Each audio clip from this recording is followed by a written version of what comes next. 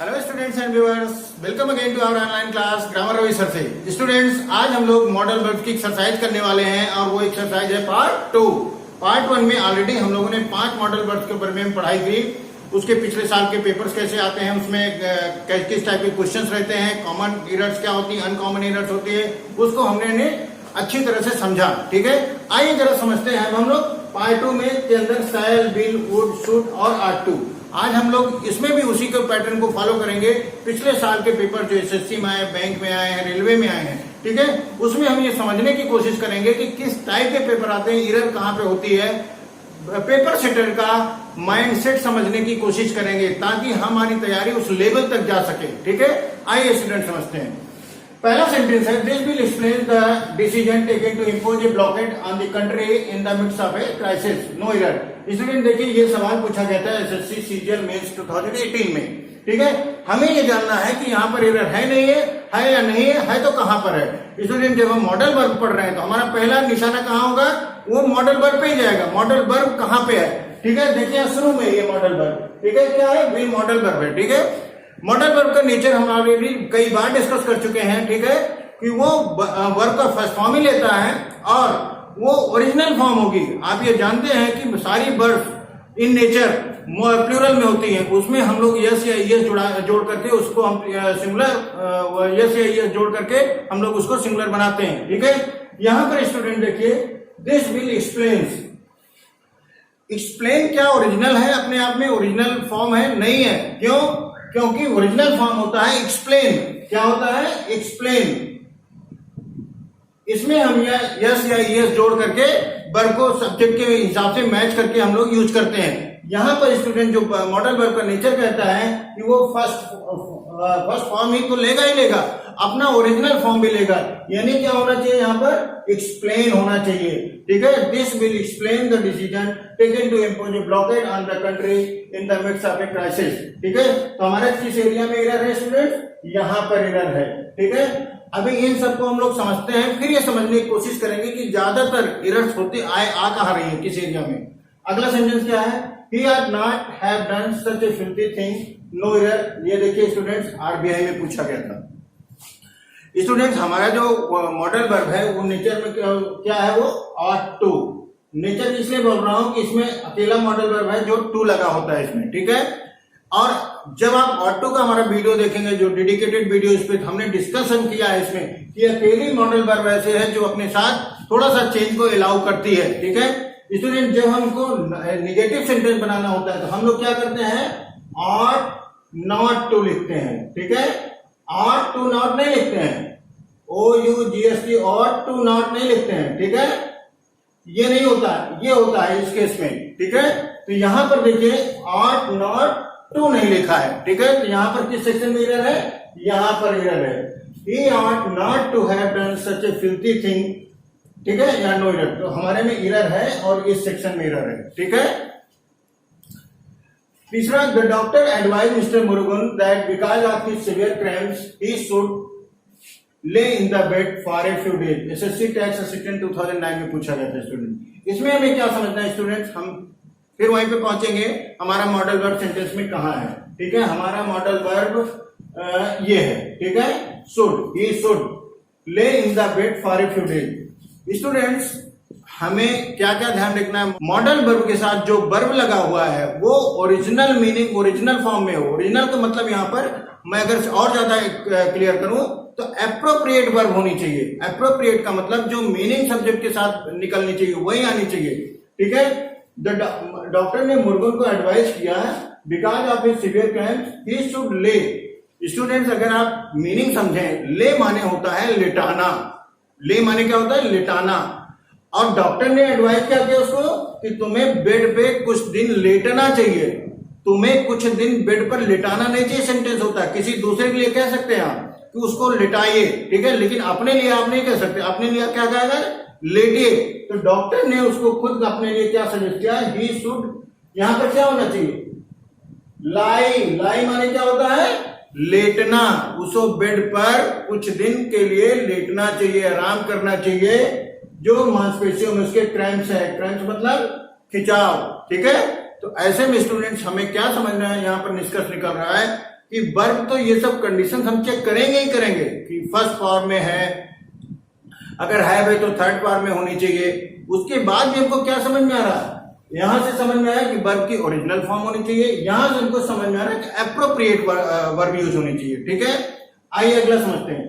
I asked the architect what colour he would painting the walls with. ये देखिए railway में आया था 2017 में। स्टूडेंट्स हम लोग क्या करते हैं, इसको थोड़ा सा स्पेस बना लेते हैं समझने के लिए।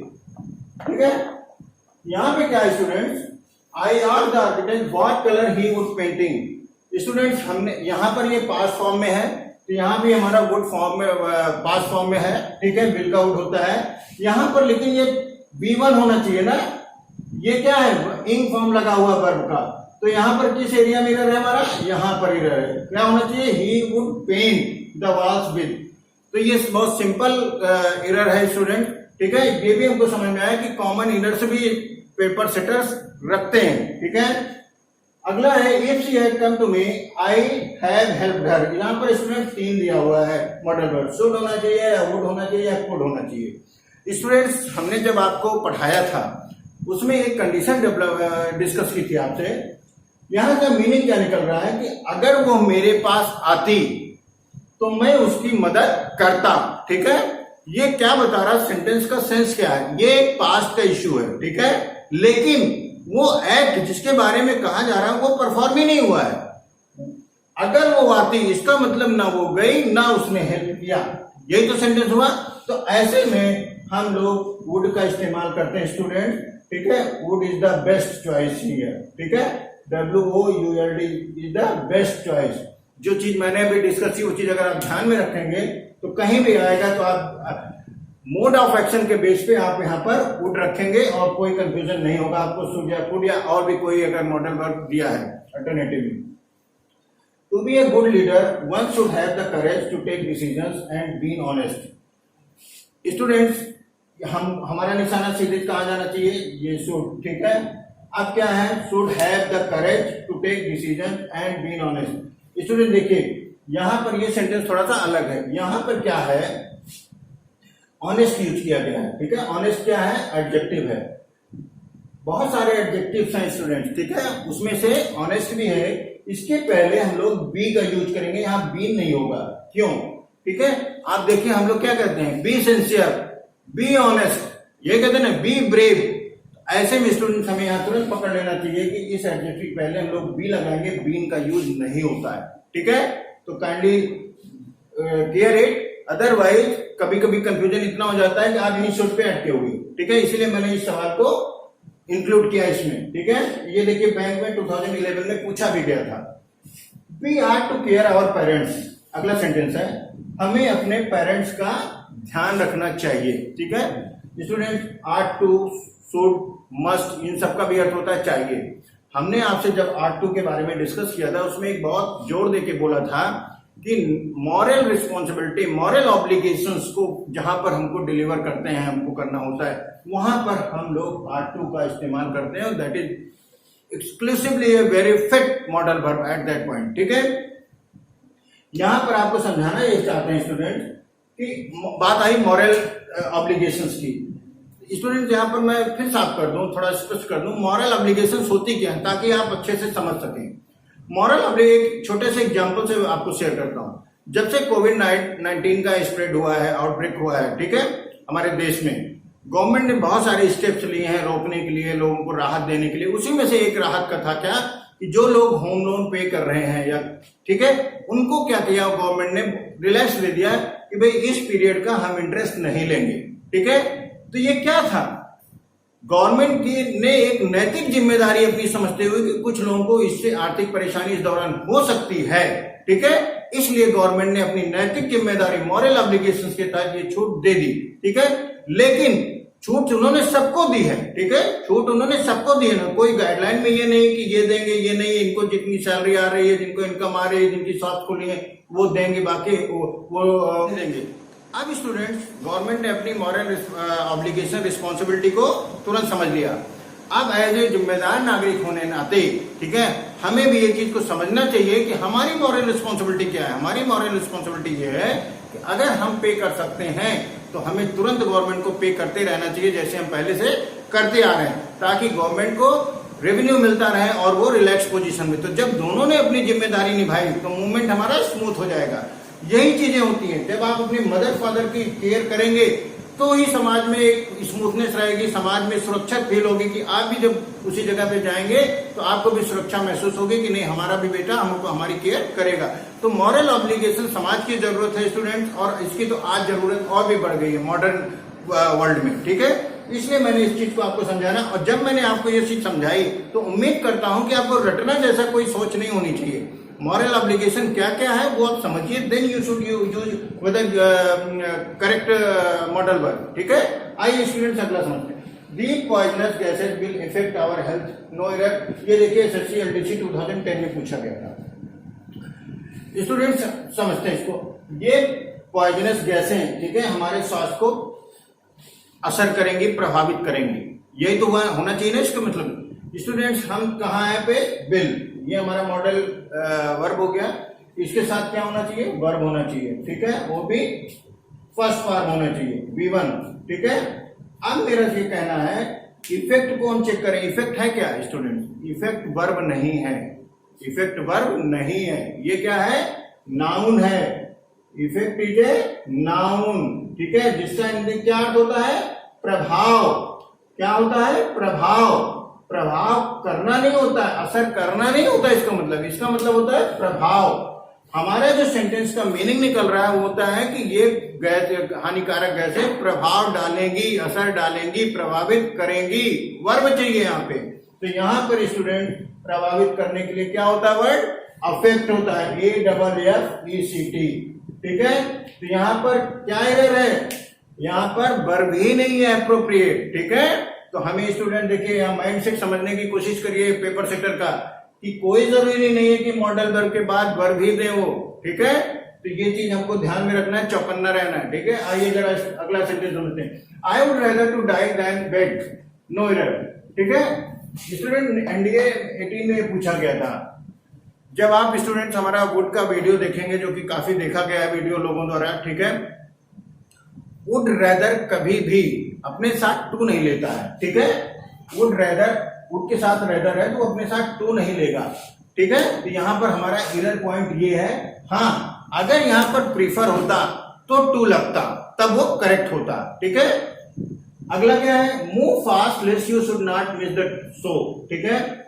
आई will like to refer to my video of the dedicatedly on should, ठीक है। तो जब आप शुड के वीडियो पे जाएंगे स्टूडेंट, हमने वहां पर एक पूरा अच्छा सा डिस्कस किया है कि जब सेंटेंस में लेस्ट आए, ठीक है, लेस्ट, ठीक है, तो मॉडल वर्ब हमारा शुड होता है वहां पर साथ में, ठीक है। ये चीज तो यहाँ पर बिल्कुल ठीक है, लेकिन एक इंपॉर्टेंट चीज डिस्कस करी है कि lest is a negative word in itself, ठीक है। ये अपने आप में एक निगेटिव वर्ड है। मतलब क्या हुआ कि जब किसी सेंटेंस में ये शब्द है, वर्ड है, तो उस सेंटेंस में दूसरा निगेटिव वर्ड की जरूरत नहीं है।